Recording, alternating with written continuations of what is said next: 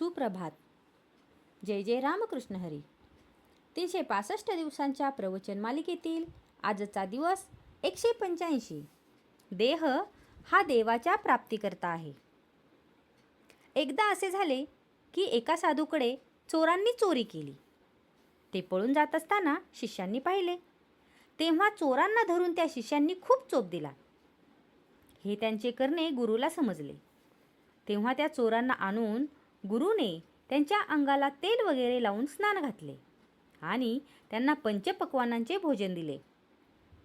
हे असे काय करता म्हणून शिष्यांनी गुरुला विचारले. तेव्हा त्याने शिष्यांना सांगितले की तुम्ही तरी काय करता?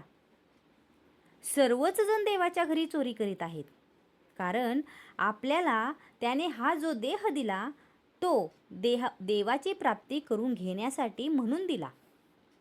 परंतु आपण ते न करता त्याच्यापासून विषय चोरतो आहोत की नाही? म्हणून विषयात आसक्ती न ठेवता आपण मनापासून देवाची भक्ती करावी. आपण सर्वांनी मी भगवंताकरता आहे असे मनाने समजावे. सर्व ठिकाणी भगवंतच भरलेला आहे अशी मनाची पक्की खात्री झाल्यावर मग द्वैत आपोआप नाहीसे होऊन जी एकाग्रता साधते तीच खरी समाधी आहे. संत काय करतात?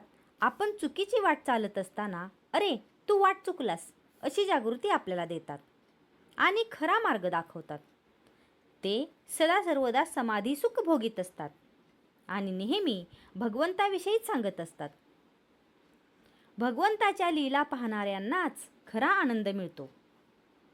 आपण एक दाणा शेतात पेरावा आणि त्याबद्दल 1000 दाणे घ्यावे ही भगवंताची लीला आहे. भगवंताच्या ठिकाणी जे जे आहे ते सर्व आपल्या ठिकाणी आहे. जसा मारुतीमध्ये देवअंश होता तसा तो आपल्यामध्येही आहे. त्याने तो फुलविला, आपण तो झाकून विझवून टाकला. मारुतीचे ध्येय डोळ्यासमोर ठेवावे. त्याचे ब्रह्मचर्य, भक्ती, दास्य आणि परोपकार करण्याची तऱ्हा या गोष्टी आपण शिकाव्यात. मारुती हा चिरंजीव आहे. ज्याची तशी भावना असेल त्याला अजूनही त्याचे दर्शन होईल. मारुतीला सर्व सृष्टी रामरूप दिसली. हेच खरे भक्तीचे फळ आहे. उपासक देहाला विसरला की उपास्य मूर्तीमध्ये त्याला जिवंतपणा अनुभवायला येऊ लागेल. माझ्या देवाला हे आवडेल का? अशा भावनेने जगत वागावे. हाच सगुणोपासनेचा मुख्य हेतू आहे.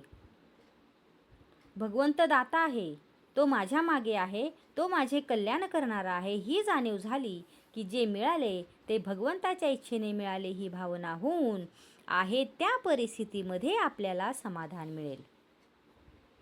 समाधान आणि आनंद हीच खरी लक्ष्मी होय. आपली वृत्ती अशी असावी की कुणाला आनंद पाहिजे असेल तर त्याने आपल्याकडे धाव घ्यावी. इतर संपत्ती कितीही दिली तरी पुरी पडत नाही, पण वृत्तीचा आनंद देऊन कधीच संपत नाही. वृत्तीचे समाधान ही भगवंताच्या कृपेची खूणच आहे.